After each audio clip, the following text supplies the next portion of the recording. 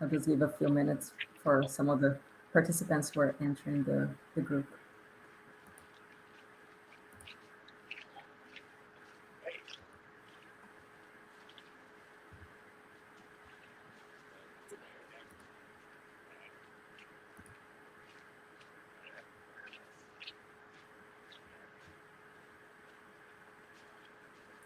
Hi, everyone. Welcome to A Day in the Life of Physicians in Different Practices Types.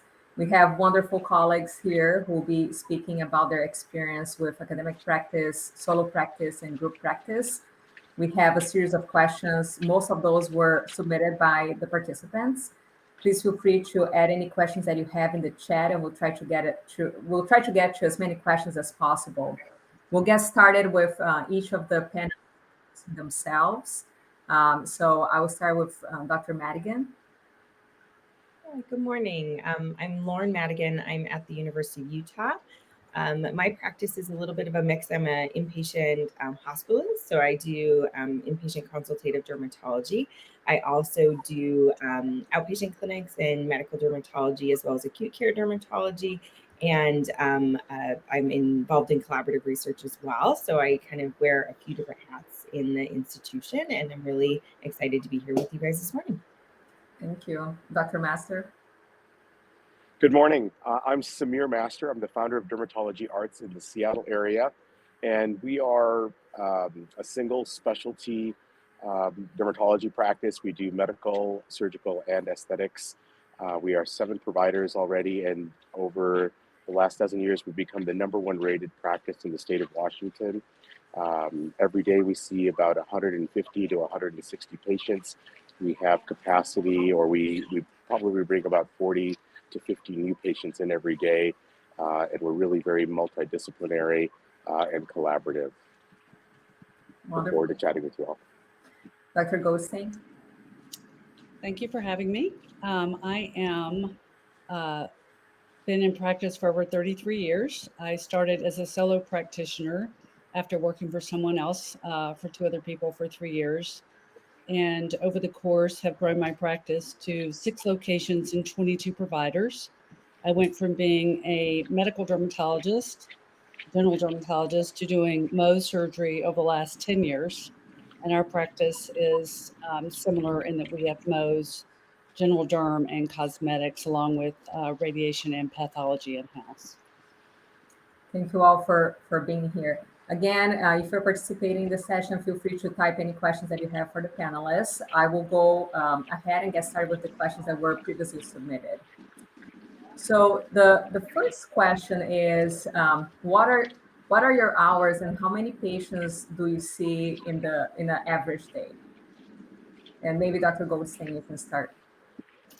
So doing Mohs, I do typically 10 cases every day, 4 days a week. I start around 7:30. I'm usually wrapping up with clinical care around 3.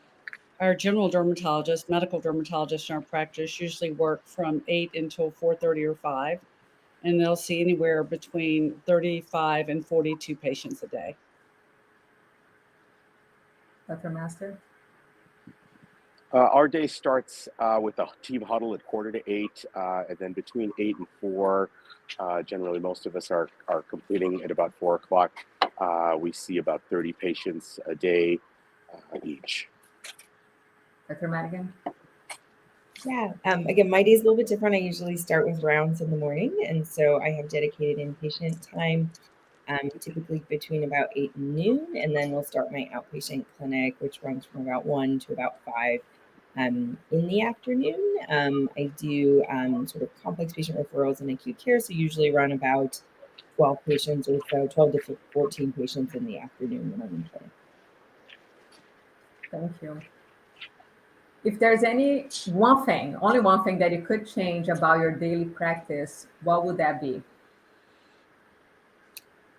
Mine is fighting with insurance is probably with the landscape of prior authorization, particularly for advanced medications for rare disorders, is getting increasingly difficult. So I spend quite a bit of my time writing appeal letters and doing peer-to-peers and doing sort of stuff like that. So that I could probably change one thing, it would probably be that. I love the types of patients I see and the colleagues I work with, but some of the administrative burdens can be a little bit troublesome sometimes. Would you say that that's also the most frustrating part of your day, or not really? Probably, probably. I think it's one of those situations where you feel like you really know what the patient needs, and sometimes getting to that point it can be really rather challenging. I think a lot of us carry a lot more administrative burdens with electronic medical records, with step therapy, with all of these things that used to be a little bit less of a burden in our practice, are getting increasingly more so, particularly after the pandemic. And so I think those sorts of things are probably the things that frustrate me more than getting to spend time with my patients, my residents, my staff. All of that's great. Dr. Goldstein?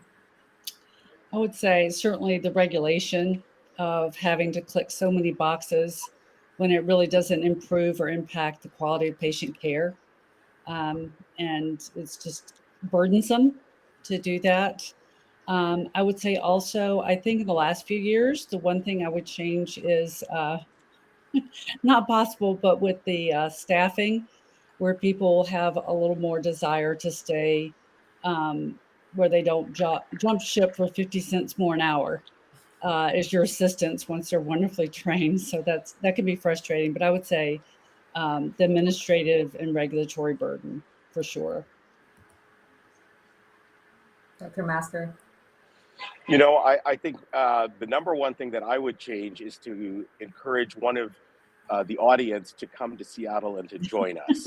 We are exceedingly busy. Our ship is very, very tightly run. In contrast to Dr. Goldstein's experience, we have tremendous loyalty from our medical assistants. We've been able to cultivate that, and our culture is really, really fantastic. Everyone shows up to time, on time to work. The work ethic and the team spirit has been fantastic. Our medical assistants take care of our prior auths, and they do help to write letters for us. And so, frankly, from a provider perspective, this is one of the most ideal settings that I or my colleagues have ever worked in. Operationally, we try to make, or at least one of our core beliefs is that we have all worked so hard to get here. It's finally time to have the life that we want. And so your notes can be done and signed by the time you leave the office. We do use scribes / MAs. They are trained to do both. Reception, online paperwork. We have online scheduling.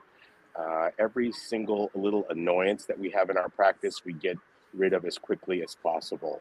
And so really, I think really my number one focus right now is really just recruiting people to Seattle.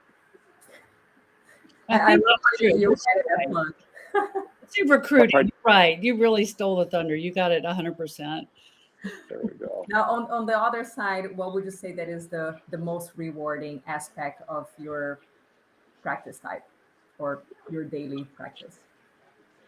I've done a lot of different, this is sort of my third career, and I've done several corporate work over the years as well. And I think the blessings that you get from your patients and their good wishes and their satisfaction is really unmatched in any other field. And it really does bring everybody a lot of joy. Dr. Goldstein, go ahead. I'm sure you have a lot of rewarding things to share too. I would say, and I have staff that's been with me for 20 and 30 years too. But the most rewarding thing, is definitely, it's a privilege to take care of patients. It's just an absolute privilege. And to ever lose sight of that it brings me joy every day. A lot of our assistants are pre-med and pre-PA and pre-nursing. So the earnestness and ability to train and educate even outside of a formal residency program is very stimulating and fun and rewarding. And a lot of these people, we've had several go on to be dermatologists, which is really wonderful. And we've had one come back to join us. So. Yeah, I think I would echo the same. I mean, I think as was beautifully stated, it's truly an honor to take care of patients and to them, showing them that you care, and being there with them through something that's really challenging.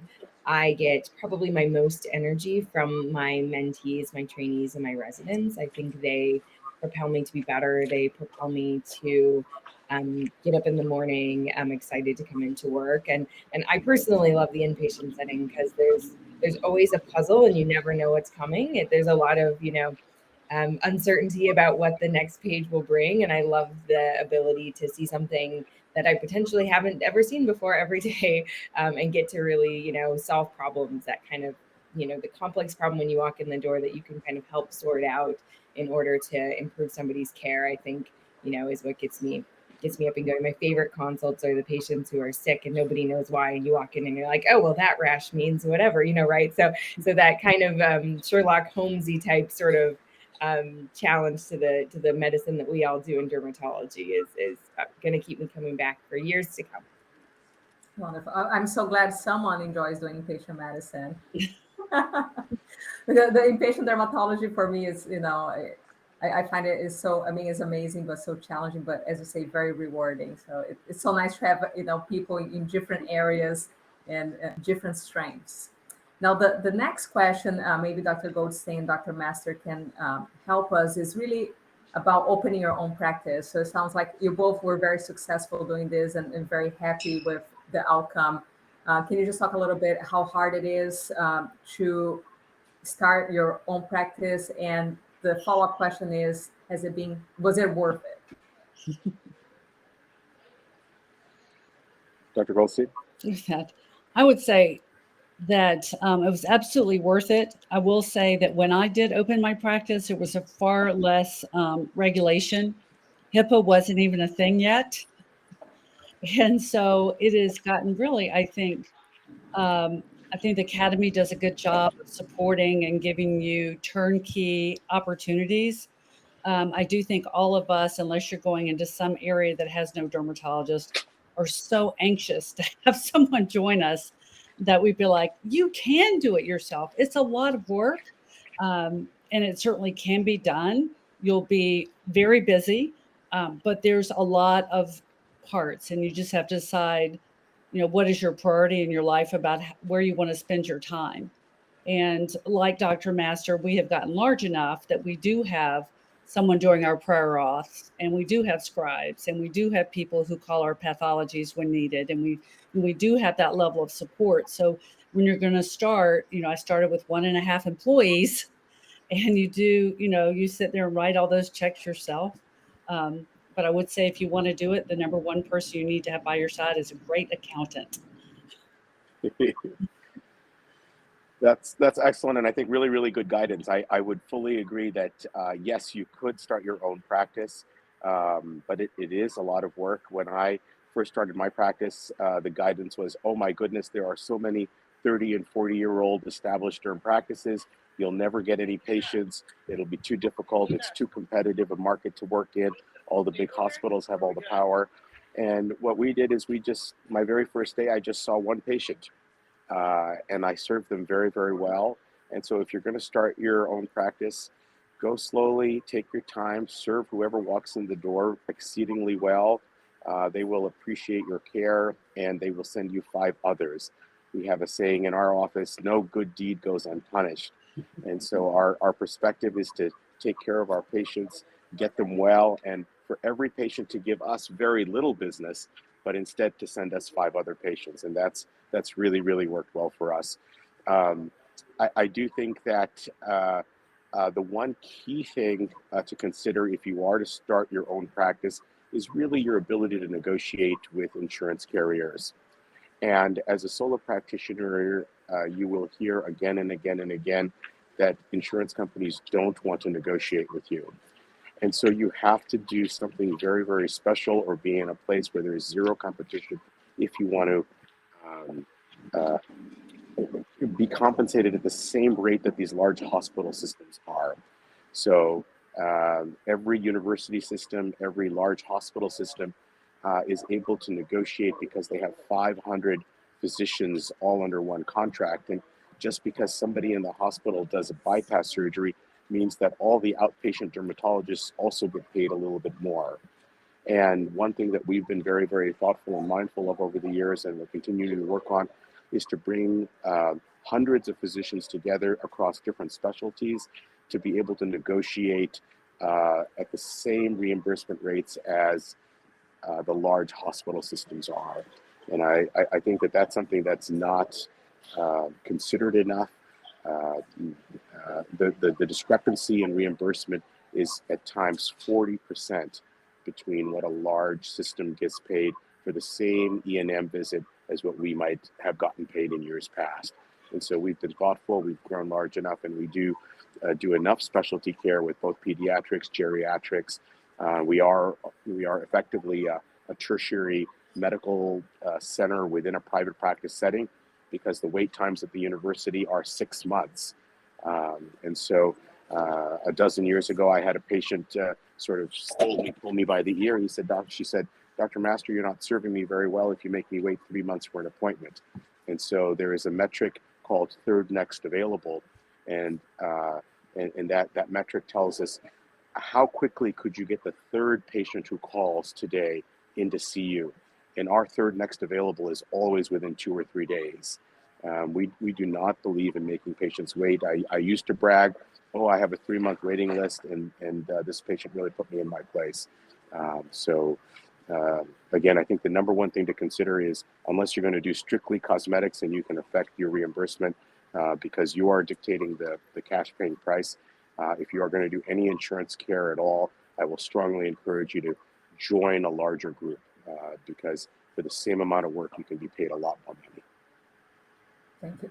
And since there was a question also related to private equity, how do you feel that this, changes the opportunities for these dermatologists who are trying to maybe start, their own business and practices, or if they do join, a PE practice, what can they do to make things better for themselves? Yeah. In the last 5 years, I want to say almost 40 practices in our region have gotten bought by private equity groups. And this extends all the way from southern Washington up to northern Washington along the Western Corridor. Universally, there have been lots of management changes, and both patients and providers have gotten exceedingly frustrated. If you look at the healthcare pie as having $100 in it, and now you have a group of wealthy Wall Street investors wanting to get 20 cents of that dollar, that means that there's only 80 cents left for the physicians, for the MAs, for the management locally, for your rent, for your malpractice, for the holiday party. And so the real fundamental question is do you want money from your communities helping to make somebody on Wall Street a lot richer? A lot of the buyouts have a 5-year contract tied to them. And if you were to just work those 5 years without selling your practice, you will make more money on your own. So I don't know how many fans there are of Warren Buffett or how many people know about Warren Buffett's, but if one of his premises is if you have a really, really good business, why would you ever want to sell it? And so I am not particularly private equity enamored, and I think that we run a very cost-effective practice. We are very efficient in our use of resources, and as a consequence, there's more salary to give our MAs, more salary to give our advanced practice professionals, and more salaries for the physicians as well. So I'll say in our marketplace, the private equity, some of them have been a little more successful with a lot more physician leadership, where I've seen it really fall apart. And I do think some of the physicians who did sell were in their mid-60s. They had no one under them who was going to take over. They couldn't recruit. And so they sold rather than just shut their doors. And I kind of get that. But that with the young people coming in, that unlike with physician on-site strong leadership, is that they are looking to just crunch numbers and that the support staff is not there. So there's nobody really locally that necessarily is looking out for you to have the best environment to take care of patients. So you may have the right number of medical assistants that you think you might need, but they come in untrained and you have all untrained. And so we've had several people leave. I think if you have a lot of student debt and they give huge sign-on bonuses, it's hard to turn that down. But I do think to be very thoughtful and talk to people who've already been there for 3 to 5 years. What is their experience like? What kind of support have they had?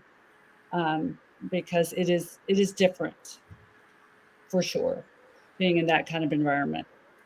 Yeah, and I think with joining any practice, whether it be academic, group practice, things like that, I think it's important to know what the values are of leadership and make sure that your values align. And I think that's one of the hardest things with private equity or those sorts of models, is that the value of the people making the decisions is more financially motivated than it might be if you're, in an academic department, if you're in a multi-group practice that's physician owned. And so I think that question of value is one you have to ask regardless of what practice type you join. You want to make sure that you're joining a group that your values align with theirs.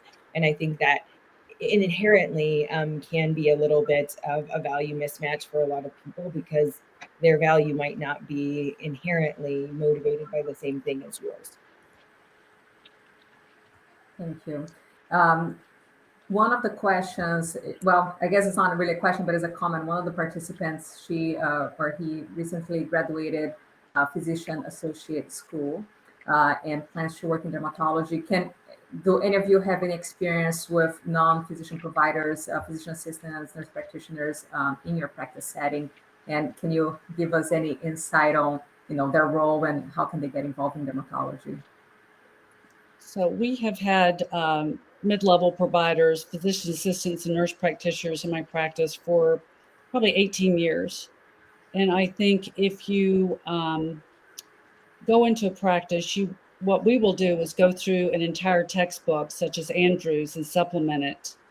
And we provide very intense training where you're basically an assistant for the first 6 months, and then you start seeing one patient supervised and two patients supervised. Seeing way too many people who come who think they've been trained, and they do some case-based learning, which to me means you really have not been trained in dermatology. And so I think as you come into the setting, it's very crucial to understand what kind of training and support you're going to be given. It can be very rewarding and wonderful, but Yeah, I would say that in our office, we expect our APPs to provide expert level dermatology care. And so we also have a very, very organized training program. We have trained about at least half a dozen APPs. Our first nurse practitioner who joined us actually had almost a full 2-year training program. We've gotten a lot more efficient with that, and realized that it's good for everybody to get a little bit more responsibility more quickly. But she also scored in the 90th plus percentile on the Derm Certifying Nurse Practitioner exam, and she is, I think, the most highly rated practitioner in our practice. And so it's been an exceptional opportunity for her. We have also met people who have not had any training. We recently recruited somebody who said their supervising physician would go into their office and lock the door, and the PA had to call them if they wanted them to come out of their office to staff a patient. And so I think we should be very, very thoughtful and mindful of what type of environment, how nurturing is it. There's always a little bit of this subtle dynamic of, hey, I've already graduated from PA school, or I'm a ARNP. I should have the same level of authority, credibility as the physician does. And instead of looking at it from that perspective, really, really look at that training program as, hey, a physician has gone through all of their medical school, yet they still do a residency. And there is still a supervising physician guiding and coaching and encouraging them to do things a little bit differently, or to consider other diagnoses in the differential. And if you look at it as, hey, I want to be the best in my community, and remain open to spending that time in training, you will see the dividends pay many times over. We recently recruited a dermatologist coming out of training from the East Coast, and he must have interviewed with maybe 24 practices around the country. And one of the reasons that he decided to come to Seattle was because he felt that our interactions with the patient, how we communicate to them, how we could convince them to do things, and what kind of colleagues we will be for him, were unmatched compared to any other practice. And I regularly say that everyone in our office has their hearts in the right place. And if we sort of start with that and lead with that, then all of the work becomes very good. The patients feel that the entire staff is happy and collaborative, and that just leads them to have a very positive experience. Thank you, Dr. Madigan. Do you have Yeah. experience in the academics with PAs or NPs? Yeah, and I guess I would echo, I think the same for mid-level providers applies to residents who are just coming out. I think mentorship is extremely valuable. So I think it can be another one of the challenges of solo practice is that you have to find your mentors kind of externally, because it's just you. And I think for NPs and PAs to be successful, that mentorship has to be strong and nurturing and thoughtful.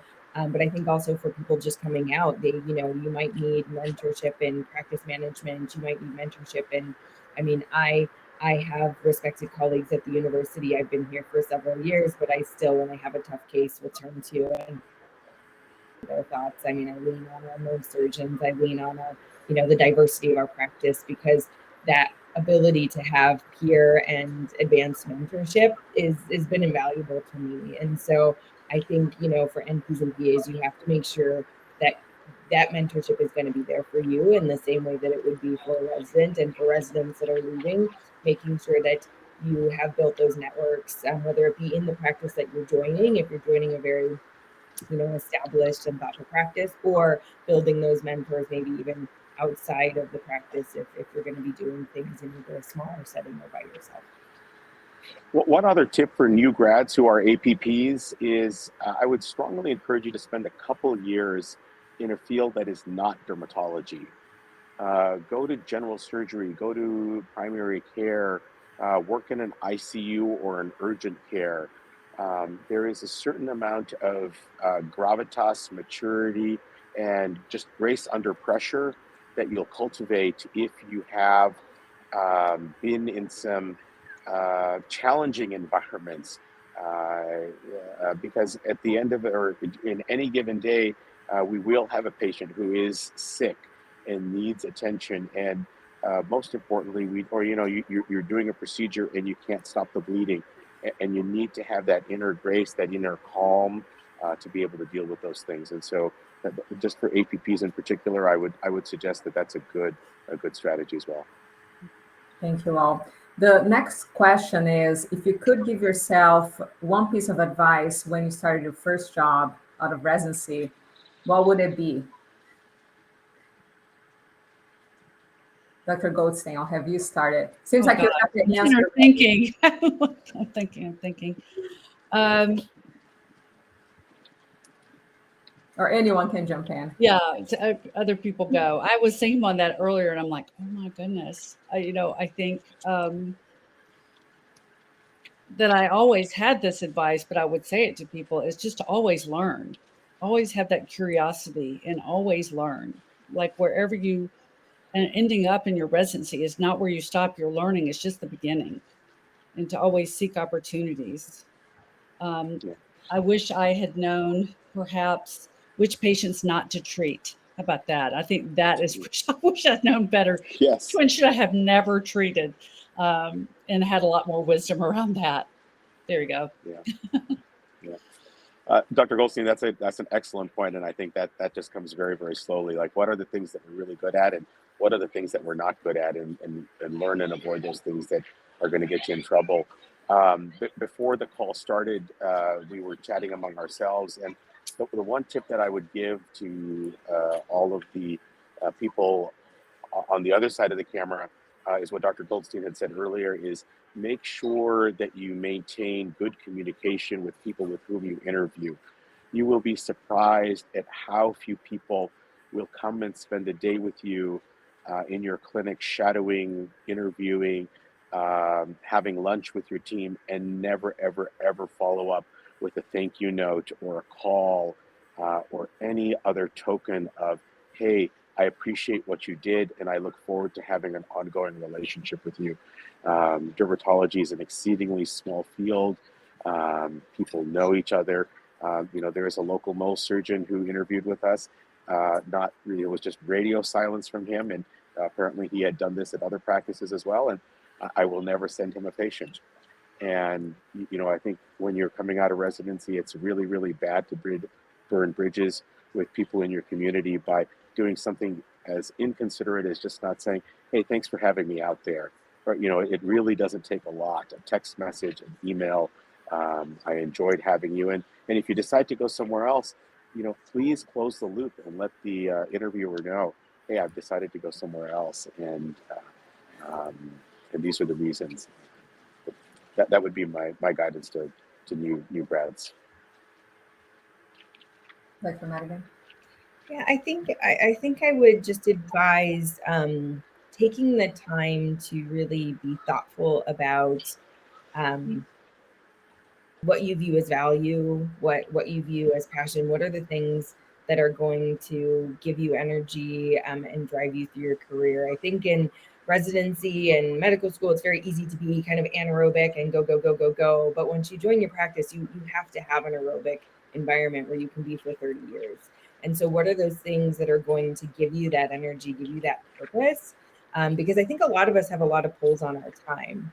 And you have this many opportunities in this much time. So really having a sense of centrally, like, I want to be a clinician and educator. Where do I add value?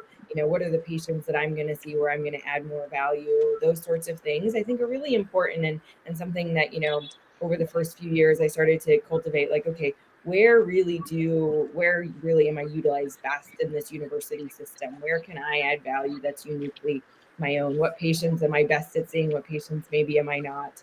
I think are really important things. And sometimes you just don't take the time to have that sort of introspection.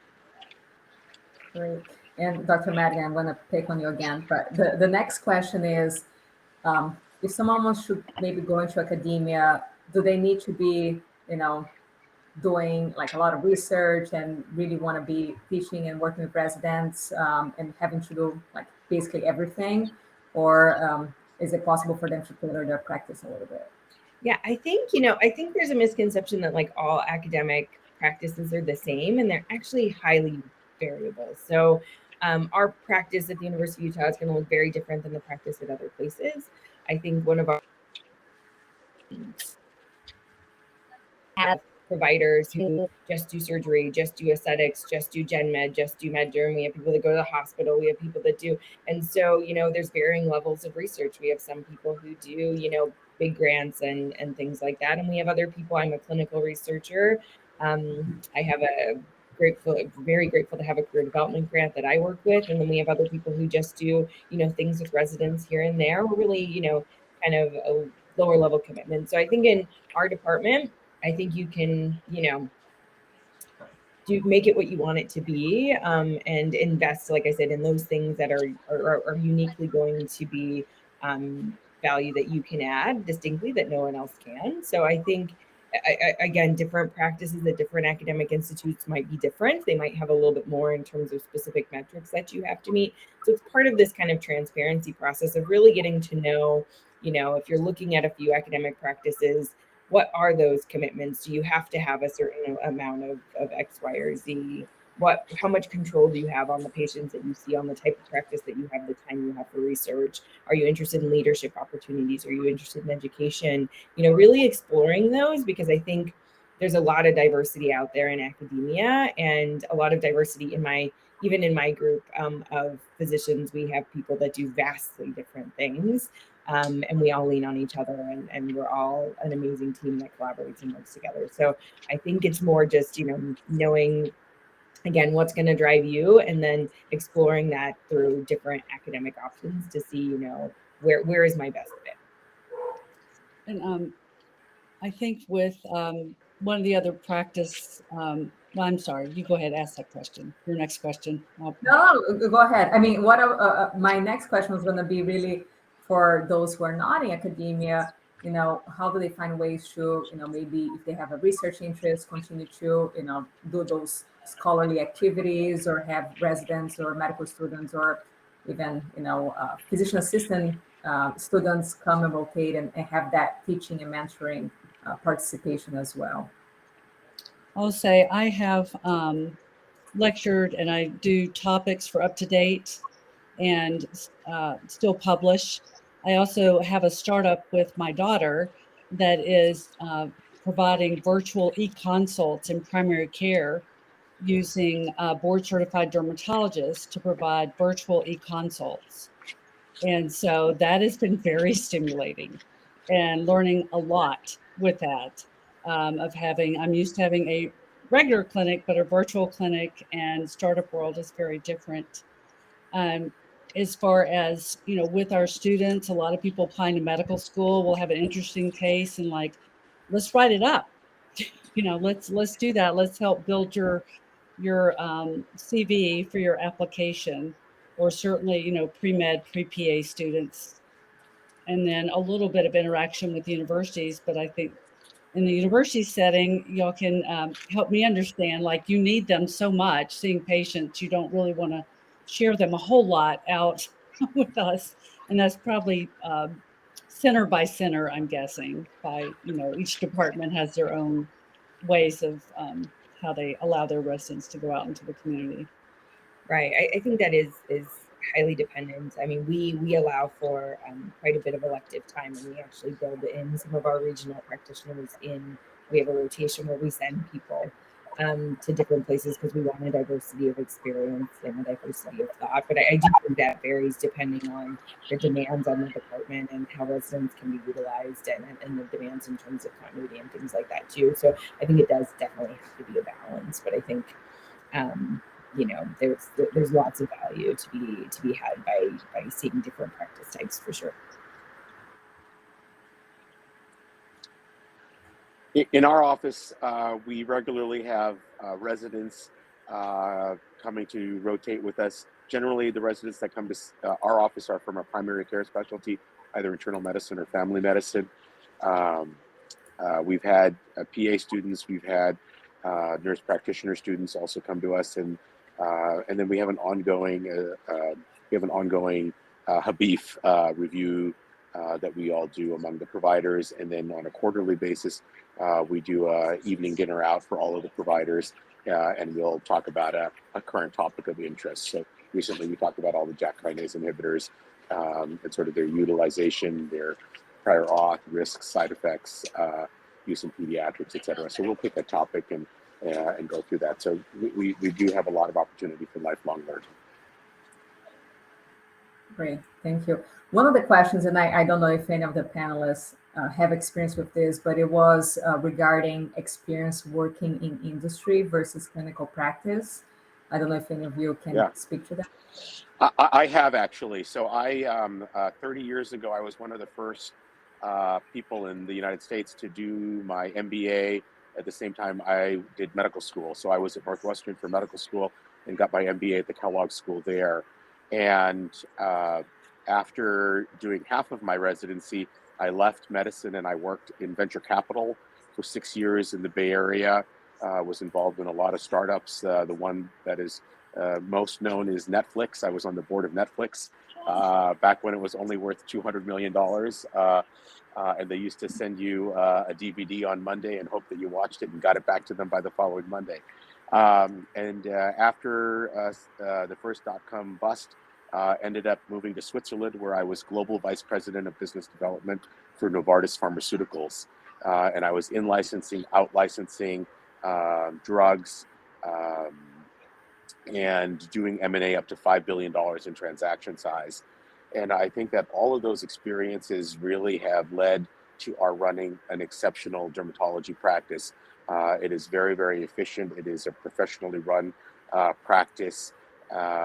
And I will encourage you, and I'm happy to be available to anyone who is considering a non-clinical role. Um, my email is just Samir at Dermatology Arts, or you can fill out an inquiry on our website. And I think that there's a lot of opportunity for that. One of my medical school classmates is now the chief medical officer at Microsoft. And there is a lot going on with large language models. We're also working on a startup here to help replace the scribe with a large language model. And not only can it document the physical exam and the impressions, but also figure out the coding, which is one of the key challenges. And so these are things that could get plugged into Emma or Epic or any other medical record system. And so there are a lot of opportunities for people who have an interest beyond clinical medicine. Thank you. The next question is about, and maybe Dr. Goldstein, you can jump in. When you start your practice, how do you start to get like contacts for, injectables, Botox, or these, if you want to get step trained or if you want to get lasers, how do you go about getting that set up? Usually they are very much interested in training you because they want to sell you a device or have you buy their product. So usually any meeting you go to, but you can usually go either on their website or talk to one of the reps if you have any of them, and they will often help coordinate your training. So you can go and observe. And the American Society for Derm Surgery has wonderful training. And if you go to any of those meetings, all the vendors are there and they can connect you with excellent training opportunities and help you decide what you think you want to do. And my one advice about lasers, maybe that should have been, I wish I'd known before I opened my practices, never buy a laser until you are sure you can pay for it, because they will always tell you, oh, you'll pay for this thing in 6 months. And what we have found works far better is to rent a laser and to see if it really works in your practice before you commit to a large purchase. So yeah, if I have any advice, is go slowly towards any device and get well trained and feel very confident with your any kind of injectables, because it is not the easiest patient to start with. I think Dr. Goldstein, an excellent idea for new grads. Not only should you rent a laser, but there's a lot of subtlety in how you own your lasers as well. It's often not ideal to own it through the same medical practice.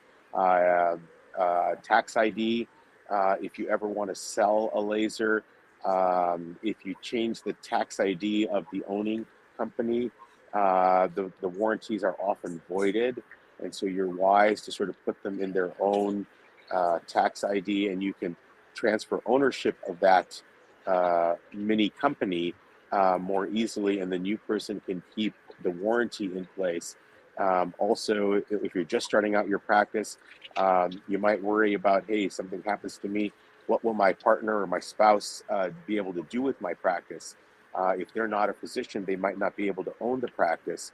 And so there's a lot of structuring thought that should go into how you set up your practice from the very beginning, so that if something were to happen to you, that that your family is not left sort of holding the bag. Great, thank you all. And we just have a couple minutes left. Maybe I'll just have each one of you share any final wisdom or pearls that you hope the participants will remember before they leave today. I did see, I think there was one question about the $400,000 salary guarantees and how many patients are you supposed to see? And Yes. I'm a little always blown away by this statistic, but honestly, it's around 40 patients a day. And whether you see them in 7, 8, 9 hours, 4.5 days over time, it's a lot of money. And reimbursement's going down, costs are going up. And if you're coming out expecting that is what you would be expected to do. Our payer mix is pretty good in our market. We're in the Seattle metro area. Microsoft, Google, Amazon, Meta, Boeing, Starbucks, are our major employers. And so we have a very, very good payer mix. We also don't have state income tax. And that makes a huge difference in sort of how you live and where you live and how you can make things work. There's a lot of draw to California, but most dermatologists are going to be paying an additional 13% state income tax in California. And so you have to think about how many trips can I make to Hawaii for 13% of $500,000. That's a lot of money, folks. Think again, somebody mentioned this earlier on the call, but think about where you want to live and how you want to live your life. I grew up in the Midwest. When people complain about the rain in Seattle, I say it's a lot easier to shovel rain than snow. So everything depends on your context, what you're used to and what you'd like to do. So, be open, explore parts of the country that you haven't, and think about what kind of balanced life you'd like to live. Again, we've all worked too hard to be stuck somewhere or doing something that we don't want to do. So Dr. Madigan? Yeah, I mean, I think we touched on this in the other session as well, of like value is a bigger concept than just finances. To the points that were already made, how many patients are you comfortable seeing in a half day? What do you want time for administration? Do you want time for education? Do you want time for research? I mean, having the opportunity to lecture and teach my residents, those in nephrology, those in hematology, is something that gives me an immense amount of energy and helps propel me forward. And so having those built into my practice is actually a huge value add for me that maybe doesn't generate revenue, right? So I think people get very focused sometimes on and rightfully so. I mean, I think medical school is expensive, cost of living is expensive, and so people get very focused on having to be a certain number. But I think you have to think about value more globally, as Dr. Master just said. This is now your life. It's not so much hustle. You've got to have something that you're comfortable, being in this situation, living in this situation, and you're going to find those things that help. One of our providers at our institution talks about immunizing yourself against burnout, like doing the things that give you passion and pleasure so that you have the longevity in your career that you need and that your patients really need, right? Because ultimately burnout affects everyone. So finding those things and finding that value, whether that's financial or not. Oh, thank you so much. Unfortunately, we ran out of time. I wish we had another hour to keep chatting, but thank you so much for the panelists for joining us. Really appreciate your time and expertise. And for the participants, I think right after this, you have the career fair, which is a great opportunity to connect with potential employers. All you have to do is enter the booth, and once the representative is there, they will chat and connect with you. So thank you all for being here today. It has been a pleasure. Thank you. Thanks for having us. Thank you. It's nice to meet you. Bye-bye. Bye-bye. Bye-bye. Bye.